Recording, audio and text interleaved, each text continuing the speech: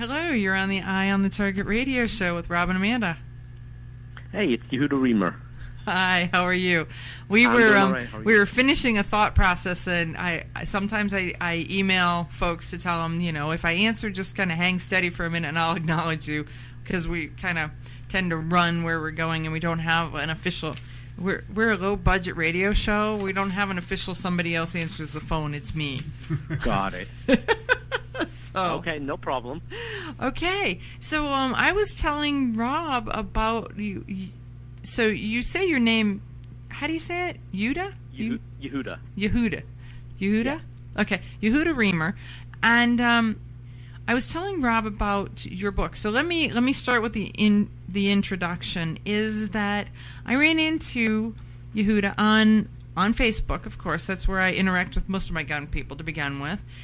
And he has written a children's book on guns and gun safety, which I think is brilliant. And so it puts it out there in a way to where you can share the message, but in a kid's book, and so in a way that kids can absorb it. And so it's really pretty cool. But I tried to transfer it when you sent it to me to another computer, and all of a sudden I don't know what happened, but something happened and that wasn't successful. So he has not seen it, and I have, and that's just kind of where I'm going. I have it on my cell phone. I can send you a Dropbox link right now if you want. Well, no, because then he won't talk; he'll read. And fair enough. So, and he's really, really, really bad about that. maybe even 4 reallys into that bad about that, as opposed to 1 really bad about that. So, Yehuda, tell us about what led up to you writing a children's book about guns and gun safety? So, I grew up in Los Angeles, where the notion or the thought of owning a firearm for defensive purposes, meaning a civilian owning a firearm, was not even a thought. I grew up in an apolitical family, and my thought process was the only people allowed to carry firearms were law enforcement, military, and obviously the bad guys out there who have it, but you always rely on cops and, military to protect you.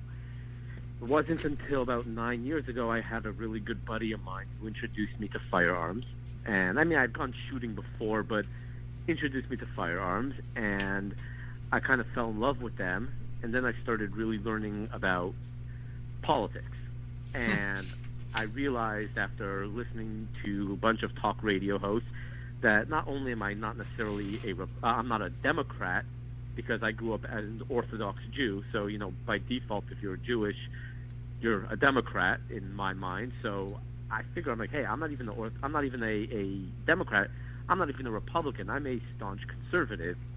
And it was at that time when I started learning about the Second Amendment that I really began to hit home. So I ended up buying my first firearm, and I didn't tell my parents about it, even though I was out of the house already, married with 2 kids, because I just didn't need that Jewish guilt from my parents on top of me. And one night, my younger brother kind of let loose that I owned a firearm, that I have a Glock 19, and my parents freaked out, and they were hounding me for months how I was completely irresponsible to have a firearm in the home when I have kids. And then it dawned on me, I'm like, well, if I'm not going to teach my kids, if I'm irresponsible and I can't teach my kids about firearms and firearm safety, who's going to? And, I started doing my research, and obviously I wasn't going to let the media or Hollywood dictate what my kids know and not let them be educated by that. And I came across the Eddie Eagle program, and it was a phenomenal program, and the Project Child Safe. And, they were great programs, but I was like, what am I going to do if I want to just sit with my kids and read a book to them? And then I said I'm going to go check out to see what book I can buy on how to educate my children on gun safety. And I found out there was nothing. Mm-hmm. And I realized that there was a void to fill, and that's what led me to write my book. Nice. Had you written a book prior to this? For a No, I've never written a book. I was doing some political writing for a couple of news websites, but never an actual book. Never a book. And so it's like, okay, who does it? It's that we've got energy and we'll become the expert, because we were just talking to Erin Paulette or the prior segment, and she's like, I'm just waiting for somebody that had more experience than I am to step up and say, I got it. She says, and nobody did. So it's her. And it sounds like that's a common theme. You're doing exactly the same thing. You looked and there wasn't anything, and it's a void, and it needs to be filled. Yeah, and it's funny because a lot of people will tout me as a expert in child safety in terms of gun education, and I'm by no means an expert. I'm just a common sense individual who believes in the Second Amendment, and because of that, I want my children to understand that guns are just tools, nothing more. And like any tool, you know, tools can be used for good or bad, and you need to practice proper safety. So I'm by no means an expert, but people call me all the time. I get Twitter messages, I get Facebook posts saying, hey, what's the best age to start teaching kids about gun safety, or what should I do if I want to take my kid to the gun range? And, you know, I tell them, hey, look, I'm no expert, but this is my opinion, and feel free to get another opinion. And, you know, just like you said, there was a void and I filled it. That's pretty cool. So I have been seeing, first, let's cover the book. The title of it is? Title of it is Safety On, An Introduction to the World of Firearms for Children. Okay, so Safety On is the big words, so the introduction. And they can get it at Amazon? Amazon is the best place to get it right now. So Amazon, okay, so they can go to Amazon to buy Safety On, and they can just, if they just under Amazon do a search for Safety On, they'll find you. Or they can use, and your last name is much easier to spell than your first name when it comes to the search. So, yeah, why don't you spell that for them? So my name is Yehuda, that's Yehuda, and my last name is Remer, Remer. Okay, so if they did a search for Safety On and Remer, Remer, they would find it. Yes. And that was really all the words that they really have to think about there. So what is the age group that your book is centered around? So the age group is starting at 6 to age 10, and the reason why I put it like that is if you're a child, or if you have a child who's beginning to read, and it's easy enough for a young child, a new reader, to be able to read on their own. But also at age 10, once you're a really more of an established reader, it's important enough information, and it doesn't feel like you're reading a baby book. Right. So I kind of on both ends. But to be honest, I was in Chicago a couple months ago, and someone was reading the book, and he was a 16-year-old, and he's like, "Hey man, this book is awesome. I want to buy one." So yeah. I don't know if it's because he was so immature, or if I should broaden the range from 6 to 16, but I'll take that.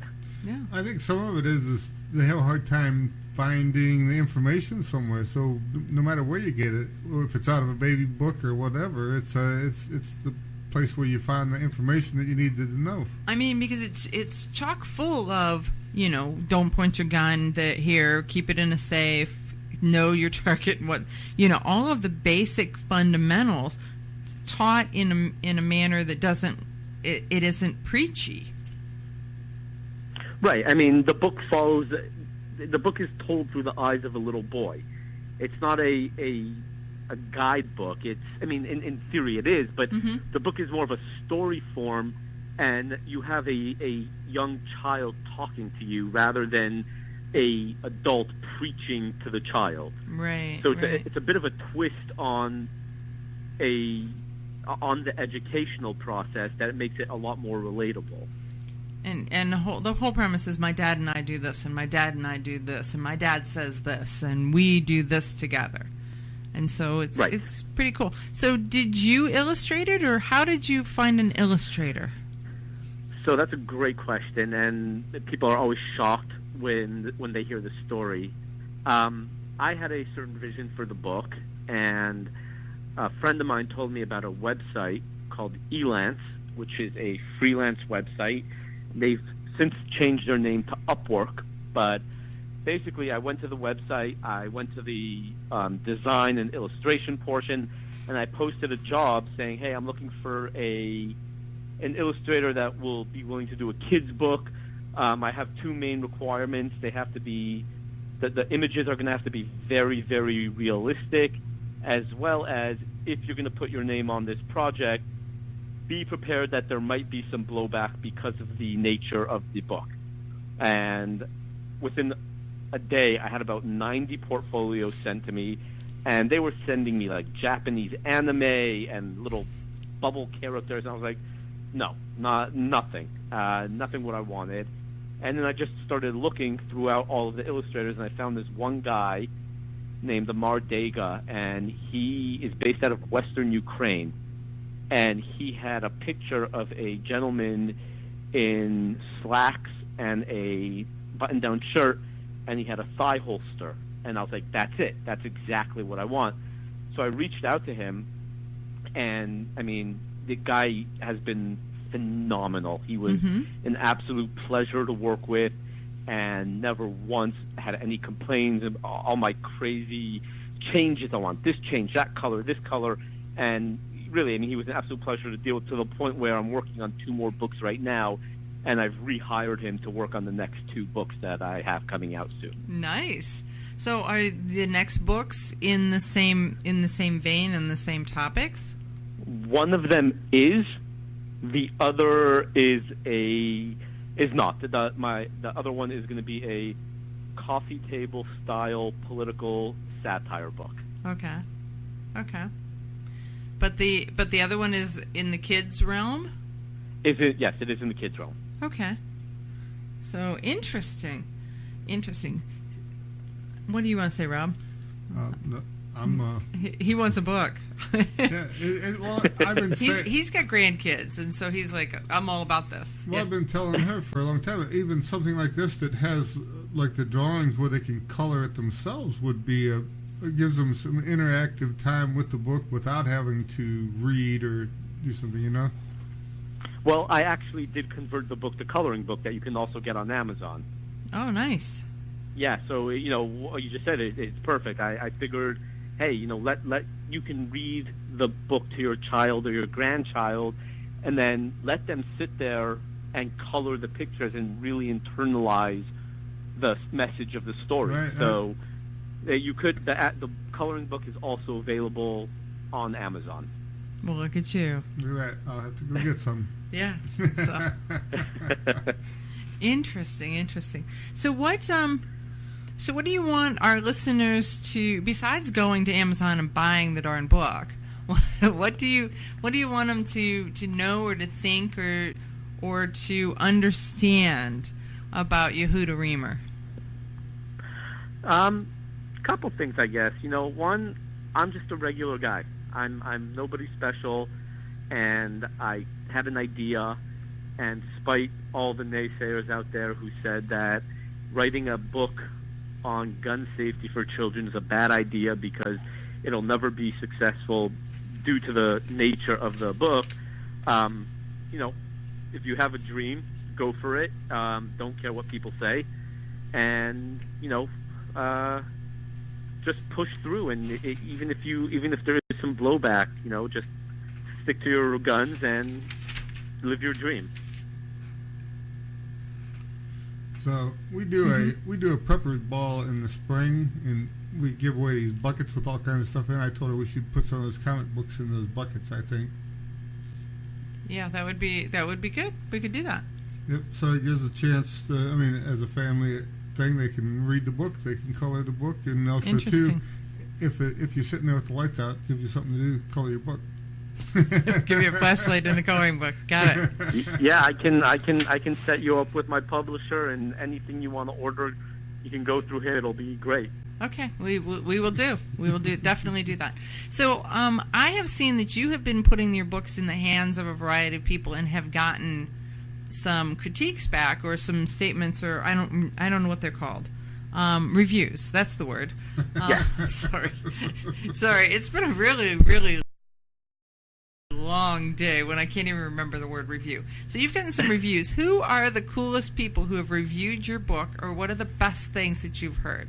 Because you've got to be, if this is your first book and people are talking about it the way that they're talking about it, is just got to go from day to day to day being so exciting with here's what's happening next. Yeah, definitely. I mean, I think the first person who endorsed my book was really, really special to me, just because although he's not necessarily a person who he's in the gun world, I mean, that's not his focal point. You know, having Alan West throw his support behind your book and write a really nice blurb about the book was really cool, just because I'm a huge fan of his. Mm-hmm. And you know, that was one of the best ones I got. But you know, I mean, there's people out there. I was lucky enough to get an endorsement from Masad Ayub. Was really cool to do. A.W.R. Hawkins from Breitbart was really good. And although she has not officially written a endorsement, she has endorsed the book Antonia Okafor. Okay. I don't know if you're familiar with her, but I had dinner with her in Chicago last month. Oh, very cool. Yeah, so I'm actually pretty good friends with her in Dallas here, okay. And she endorsed the book. So that was actually really, really cool of her.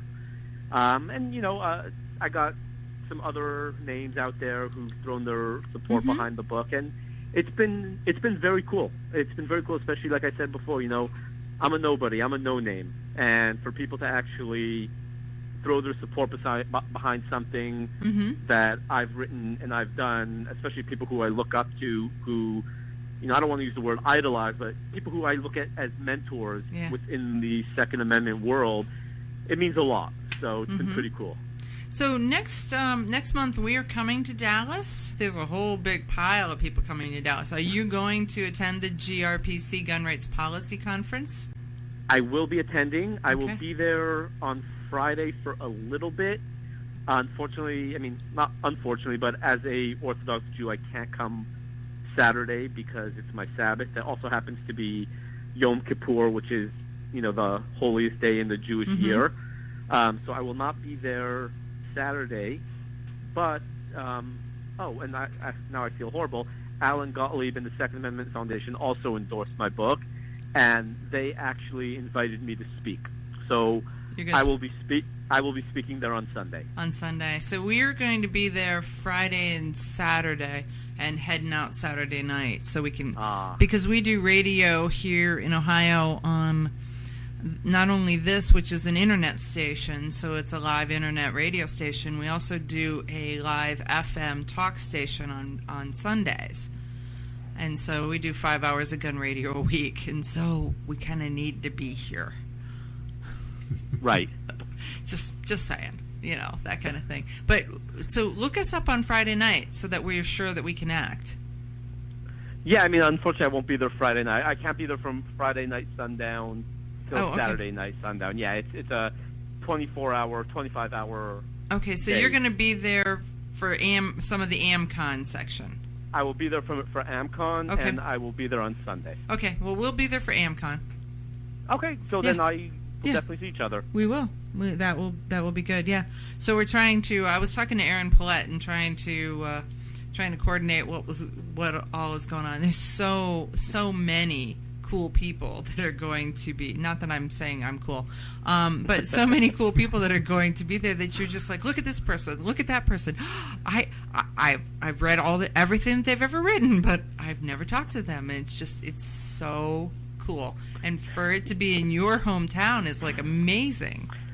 Yeah, no, I'm actually really excited because I know when I was at the NRA convention in Atlanta this year, which was my first time going to that, I mean, I was massively geeking out when I saw all these people. I mean, Yes. I grew up in Los Angeles, and if you would tell me, hey, you can go sit down with, you name whatever celebrity, or go hang out with Antonia Okafor, like, it wouldn't even hesitate to say Antonia in a second, So I was geeking out, and I'm absolutely preparing to be a total nerd when it comes to the GRPC. So I'm preparing myself.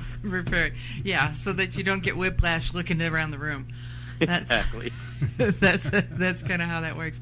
Well, I want to thank you very much, Yehuda Remer, for being with us. And your book, Safety On, is available on Amazon. And so there's both the book and a coloring book and some new special that he's not going to tell us about project that's coming up. When will that project be rolled out? Well, the first one, I mean, I'm hoping both of them will be out by February. Oh, okay, great. So one of them I'm hoping to actually get out, if possible, by Christmas. But if not, then both of them should be out by February. Okay. So when your next book, if it is firearms related, and it sounds like it might be, when it comes out, be sure to send me a message, give me a holler, and we will have you come back on and share the surprise. Sounds good. Okay. Well, thank you very much for joining us on Eye on the Target Radio. Thank you so much for having me. No problem. Okay. All right. Bye. So you see, he's done what you've thought needed to be done. See, there's this vacuum, and since you didn't do it, he did. I just went on Amazon and was looking, and they have it looks like there's volume 1 and volume 2, so. You'll have to look at it on a big computer as opposed to your phone. Yeah, because it's like looking at a postage stamp. It's pretty cool. It's pretty cool. Hey, we're going to take a quick break, and we will be back right after these messages.